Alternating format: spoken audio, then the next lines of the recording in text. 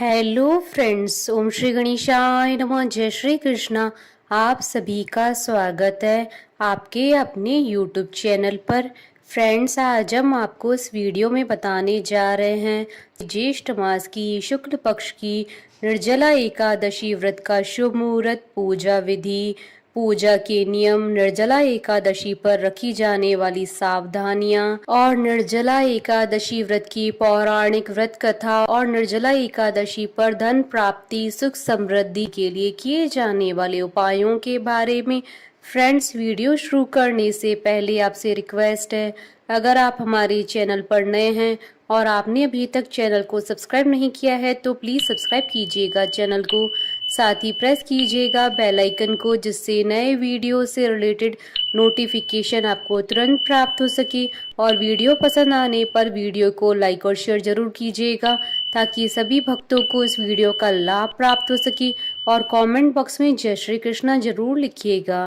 ज्येष्ठ मास के शुक्ल पक्ष की एकादशी को निर्जला एकादशी या भीमसेनी एकादशी या पांडव एकादशी कहा जाता है। वैसे तो प्रत्येक एकादशी का अपना महत्व है, लेकिन 24 एकादशियों में निर्जला एकादशी का विशेष स्थान है। इस व्रत को कलयुग में कामधेनु के समान बताया गया है। सामान्य व्रतों में एकादशी व्रत को श्रेष्ठ बताया गया है, जैसे नदियों में गंगा, तत्व में सूर्य और देवताओं में भगवान विष्णु की प्रधानता है, वैसे ही व्रतों में एकादशी व्रत की प्रधानता है। ऐसी मान्यता है कि इस व्रत को करने से सभी रोग शांत होकर लंबी आयु, सुख, शांति, समृद्धि की प्राप्ति होती है। पद्म पुराण में निर्जला एकादशी व्रत के संबंध में बड़ी सुंदर कथा मिलती है। कुंती पुत्र भीम के लिए कोई भी व्रत करना बड़ा मुश्किल था, क्योंकि भूखे रहना उनके लिए संभव नहीं था। भीमसेन एकादशी व्रत रखना चाहते थे, इसलिए उन्होंने वेद व्यास तथा भीष्म पितामह से मार्गदर्शन लिया। भीम बोले कि मुझसे एक बार भोजन करके भी व्रत नहीं किया जा सकता। मेरे उदर में वक्र नामक अग्नि हमेशा प्रज्वलित होती है। मैं साल में सिर्फ एक ही उपवास कर सकता हूँ, जिससे स्वर्ग की प्राप्ति सुलभ हो जाए और जिसे करने से कल्याण का भागी रहूं। दोनों ने आश्वस्त किया कि यदि वह सिर्फ वर्ष में निर्जला एकादशी का व्रत कर ले तो उन्हें 24 एकादशियों के व्रत का फल मिलेगा। यह सुनकर भीम ने भी शुभ व्रत का आरंभ किया। तभी से यह व्रत लोक में पांडव एकादशी या भीमसेनी एकादशी के नाम से जाना जाता है। मान्यता है कि इस दिन जो स्वयं निर्जल रहकर ब्राह्मण या जरूरतमंद व्यक्ति को शुद्ध पानी से भरा घड़ा दान करता है, उसे जीवन में कभी किसी बात की कमी नहीं होती है, हमेशा सुख समृद्धि बनी रहती है। निर्जला एकादशी का व्रत निर्हार किया जाता है। इस दिन व्यक्ति को अन्न तो क्या, जल ग्रहण करना भी वर्जित होता है। इस व्रत में व्यक्ति केवल कुल्ला तथा आचमन करने के लिए जल का उपयोग कर सकता है। यह व्रत एकादशी के सूर्योदय से लेकर द्वादशी के सूर्योदय तक किया जाता है। द्वादशी के दिन जल से भरे कलश का पूजन करने के बाद कलश दान में देकर व्रत का पारण किया जाता है। इसके बाद ही जल, भोजन और फल आदि ग्रहण किया जाता है। निर्जला एकादशी पर निर्जल रहकर भगवान विष्णु जी की आराधना की जाती है और दीर्घायु और मोक्ष का वरदान प्राप्त किया जा सकता है। निर्जला एकादशी का व्रत रखने से साल की सभी एकादशियों के व्रत का फल मिलता है और भगवान विष्णु जी की कृपा बनी रहती है। इस व्रत के नियम अन्य एकादशी व्रत के मुकाबले ज्यादा कठिन होते हैं, लेकिन यह व्रत जितना कठिन होता है उतना ही प्रभावशाली है।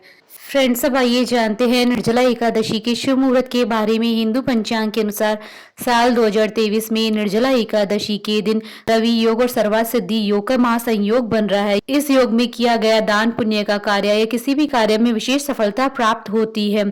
साल 2023 में निर्जला एकादशी का व्रत 31 मई 2023 बुधवार के दिन है। ज्येष्ठ शुक्ल एकादशी तिथि प्रारंभ होगी 30 मई 2023 को दोपहर 1:07 पर और ज्येष्ठ शुक्ल एकादशी तिथि का समापन होगा 31 मई 2023 को दोपहर 1:45 पर और व्रत पारण का समय रहेगा 1 जून 2023 को सुबह 5:33 से सुबह 8:18 पर और हरिवासर समाप्ति का समय रहेगा 1 जून 2023 को दोपहर 1:39 पर और इस दिन रवि योग और सर्वार्थ सिद्धि योग रहेगा 31 मई 2023 को सुबह 5:33 से सुबह 6 बजे तक।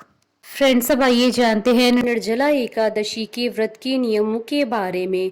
महर्षि वेद व्यास जी ने भीम को बताया था कि एकादशी का ये उपवास निर्जल रहकर करना होता है। इसमें न तो अन्न ग्रहण करते हैं और न ही जल, केवल कुल्ला या आचमन करने के लिए मुख में जल डाल सकते हैं। इसके अलावा किसी भी तरह से जल व्यक्ति के मुंह में नहीं जाना चाहिए, अन्यथा व्रत भंग हो जाता है।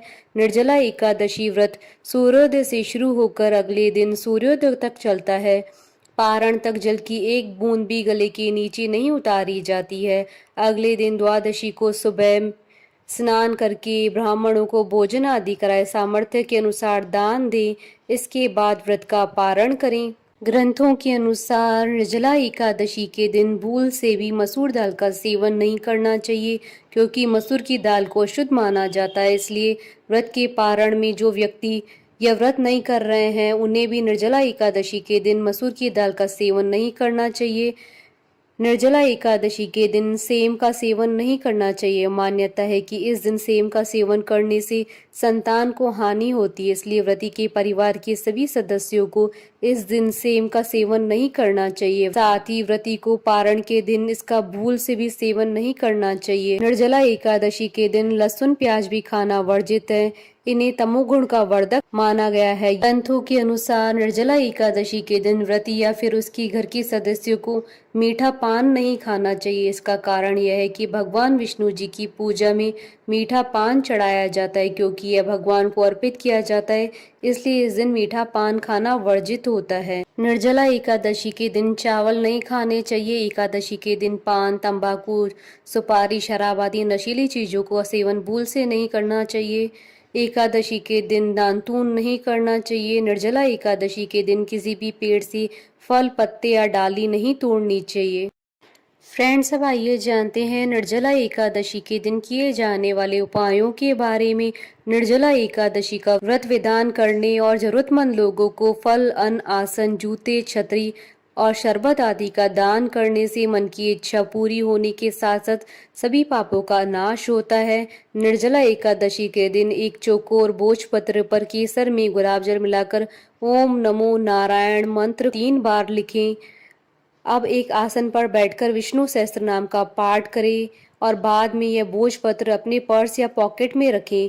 इस उपाय को करने से धन धान्य की वृद्धि के साथ ही रुका हुआ धन भी प्राप्त होता है। निर्जला एकादशी के दिन 7 पीली कौड़ियाँ और 7 हल्दी की गांठों को पीले कपड़े में लपेटकर तिजोरी में रखें। इस उपाय को करने से भगवान विष्णु और माँ लक्ष्मी दोनों प्रसन्न होते हैं। निर्जला एकादशी पर तुलसी की माला से ओम नमो वासुदेवाय मंत्र का जाप करें। निर्जला एकादशी के दिन रात्रि में विष्णु जी के सामने 9 बत्तियों का दीपक जलाएं और एक दीपक ऐसा जलाएं जो रात भर जलता रहे। इससे माँ लक्ष्मी अत्यंत प्रसन्न होती हैं। निर्जला एकादशी की शाम को तुलसी के सामने गाय घी का दीपक लगाएं और ओम नमो वासुदेवाय नमः मंत्र बोलते हुए तुलसी की 11 परिक्रमा करें। इससे घर में सुख शांति बनी रहती है और कोई संकट नहीं आता है। निर्जला एकादशी पर भगवान विष्णु जी के मंदिर में एक नारियल व तथा थोड़े बादाम चढ़ाएं। इस उपाय से जीवन में आर्थिक लाभ की प्राप्ति होती है, वह कार्यों में समस्त बाधाएं दूर भी हो जाती हैं। फ्रेंड्स, अब आइए जानते हैं निर्जला एकादशी पर भगवान विष्णु जी की आराधना करने की पूजा विधि के बारे में। निर्जला एकादशी के व्रत करने वाले साधक को दशमी तिथि से ही व्रत के नियमों का पालन करना चाहिए। निर्जला एकादशी व्रत में ब्रह्मचर्य का पालन अवश्य करें। निर्जला एकादशी के दिन साधक को किसी पवित्र नदी, कुएं या सरोवर में स्नान करना चाहिए। इसके बाद हाथ में जल लेकर व्रत का संकल्प करना चाहिए। इसके बाद किसी चौकी पर साफ पीले रंग का वस्त्र बिछाकर भगवान विष्णु जी की प्रतिमा स्थापित करें। प्रतिमा स्थापित करने के बाद भगवान विष्णु जी को लाल पुष्प की माला, अक्षत, फल व नैवेद्य भगवान विष्णु जी को जरूर अर्पण करें। इस दिन भगवान विष्णु जी के ओम नमो वासुदेवाय मंत्र का जाप अवश्य करें। निर्जला एकादशी के दिन गोदान का विशेष महत्व है, इसलिए हो सके तो इस दिन गोदान अवश्य करें। निर्जला एकादशी के पूरे दिन अन्न और जल का त्याग करें। रात भर भगवान विष्णु जी का भजन कीर्तन करें। इस दिन भक्ति भाव से भजन कर कथा सुननी चाहिए। इस दिन व्रती जल से भरे कलश को ढक्कन सहित ढककर उस पर चीनी और दक्षिणा रखकर ब्राह्मण को दे और गरीबों को दान करें। तभी निर्जला एकादशी के व्रत का पूरा पूरा फल प्राप्त होता है। अगले दिन ब्राह्मणों को भोजन के बाद उन्हें दान देकर ससम्मान पूर्वक विदा करें। उसके बाद व्रत का पारण करें। फ्रेंड्स, अब आइए आरंभ करें निर्जला एकादशी व्रत की पौराणिक व्रत कथा। निर्जला एकादशी व्रत का पौराणिक महत्व और व्याख्यान भी कम रोचक नहीं है। जब सर्वज्ञ वेद व्यास ने पांडवों को चारों पुरुषार्थ धर्म, अर्थ, काम और मोक्ष देने वाले एकादशी व्रत का संकल्प कराया था, तब युधिष्ठिर ने कहा, जनार्दन, ज्येष्ठ मास की शुक्ल पक्ष में जो एकादशी पड़ती है उसका वर्णन कीजिए। भगवान श्री कृष्ण ने कहा, हे राजन, इसका वर्णन परम धर्मात्मा सत्यवती नंदन व्यास जी करेंगे, क्योंकि यह संपूर्ण शास्त्रों के तत्वज्ञ और वेद वेदांगों के पारंगत विद्वान है। तब वेद व्यास जी कहने लगे, कृष्ण पक्ष और शुक्ल पक्ष दोनों पक्षों की एकादशी में अन्न खाना वर्जित है। द्वादशी के दिन स्नान करके पवित्र हो और फूलों से भगवान केशव की पूजा करें। फिर नित्य कर्म समाप्त होने के पश्चात पहले ब्राह्मणों को भोजन देकर अंत में स्वयं भोजन करें। यह सुनकर भीमसेन बोले, परम बुद्धिमान पितामह, मेरी उत्तम बात सुनिए। राजा युधिष्ठिर, माता कुंती, द्रौपदी, अर्जुन, नकुल और सहदेव ये सब एकादशी को कभी भोजन नहीं करते और मुझसे भी हमेशा यही कहते हैं कि भीमसेन, एकादशी को तुम भी न खाया करो, और परंतु मैं लोगों से यही कहता हूँ कि मुझसे भूख नहीं सही जाएगी। भीमसेन की बात सुनकर व्यास जी ने कहा, यदि तुम नरक को दूषित समझते हो और तुम्हें स्वर्ग लोक की प्राप्ति अभीष्ट है तो दोनों पक्षों की एकादशी के दिन भोजन नहीं करना। भीमसेन बोले, महाबुद्धिमान पितामह, मैं आपके सामने सच कहता हूँ, मुझसे एक बार भोजन करके भी व्रत नहीं किया जा सकता, तो फिर मैं उपवास करके मैं कैसे रह सकता हूँ। मेरे उदर में वक्र नामक अग्नि सदा प्रज्वलित होती है, अतः जब मैं बहुत अधिक खाता हूँ तभी शांत होती है। इसलिए महामुनि, मैं पूरे वर्ष भर में केवल एक ही उपवास कर सकता हूँ, जिससे स्वर्ग की प्राप्ति सुलभ हो तथा जिसके करने से मैं कल्याण का भागी हो सकूं। ऐसा कोई एक व्रत निश्चय करके बताइए, मैं उसका यथोचित पालन करूंगा। व्यास जी ने कहा, भीम, ज्येष्ठ मास में सूर्य वृष राशि पर हो या मिथुन राशि पर शुक्ल पक्ष में जो एकादशी हो उसका यत्न पूर्वक निर्जल व्रत करो। केवल कुल्ला या आचमन करने के लिए मुख में जल डाल सकते हो, उसको छोड़कर किसी भी प्रकार का जल विद्वान पुरुष मुख में न डाले, अन्यथा व्रत भंग हो जाता है। एकादशी को सूर्योदय से लेकर दूसरे दिन सूर्योदय तक मनुष्य जल का त्याग करे तो यह व्रत पूर्ण होता है। तदंतर द्वादशी को प्रभात काल में स्नान करके ब्राह्मणों को विधि पूर्वक जल और स्वर्ण का दान करे। इस प्रकार सब कार्यों को पूरा करके जितेंद्रिय पुरुष ब्राह्मणों के साथ भोजन करे। वर्ष भर में जितनी एकादशियां होती है उन सब का फल निर्जला एकादशी के सेवन से मनुष्य प्राप्त कर लेता है, इसमें तनिक भी संदेह नहीं है। शंख, चक्र और गदा धारण करने वाले भगवान केशव ने मुझसे कहा था कि यदि मानव सबको छोड़कर एकमात्र मेरी शरण में आ जाए और एकादशी को निराहार रहे तो वह सब पाप से छूट जाता है। एकादशी व्रत करने वाले पुरुष के पास विशाल काय, विकराल आकृति और काले रंग वाले दंड पाशधारी भयंकर यमदूत नहीं आते हैं। अंत काल में पीताम्बरधारी, सौम्य स्वभाव वाले, हाथ में सुदर्शन धारण करने वाले और मन के समान वेगशाली विष्णुदूत इस वैष्णव पुरुष को भगवान विष्णु के धाम में ले जाते हैं। अतः निर्जला एकादशी को पूर्ण यत्न करके उपवास और श्री हरि का पूजन करो। स्त्री हो या पुरुष, यदि उसने मेरु पर्वत के बराबर भी महान पाप किया हो तो वह सब इस एकादशी व्रत के प्रभाव से भस्म हो जाता है। जो मनुष्य उस दिन जल के नियम का पालन करता है वह पुण्य का भागी होता है। उसे एक एक प्रहर में कोटि कोटि स्वर्ण मुद्रा दान करने का फल प्राप्त होता है। यह सुना गया है। मनुष्य निर्जला एकादशी के दिन स्नान, दान, जप, होम आदि जो कुछ भी करता है वह सब अक्षय होता है। यह भगवान श्री कृष्ण का कथन है। निर्जला एकादशी को विधि पूर्वक उत्तम रीति से उपवास करके मानव वैष्णव पद को प्राप्त कर लेता है। जो मनुष्य एकादशी के दिन अन्न खाता है वह पाप का भोजन करता है। इस लोक में वह चांडाल के समान है और मरने पर दुर्गति को प्राप्त होता है। जो ज्येष्ठ शुक्ल पक्ष में एकादशी को उपवास करके दान करेंगे वे परम पद को प्राप्त होंगे। जिन्होंने एकादशी को उपवास किया वे ब्रह्म हत्यारे, शराबी, चोर तथा गुरुद्रोही होने पर भी सब पातकों से मुक्त हो जाते हैं। कुंती नंदन, निर्जला एकादशी के दिन श्रद्धालु स्त्री पुरुषों के लिए जो विशेष दान और कर्तव्य विहित है उन्हें सुनो। उस दिन जल में शयन करने वाले भगवान विष्णु जी का पूजन और जलमयी धेनु का दान करना चाहिए अथवा प्रत्यक्ष धेनु या घृतमयी धेनु का दान उचित है।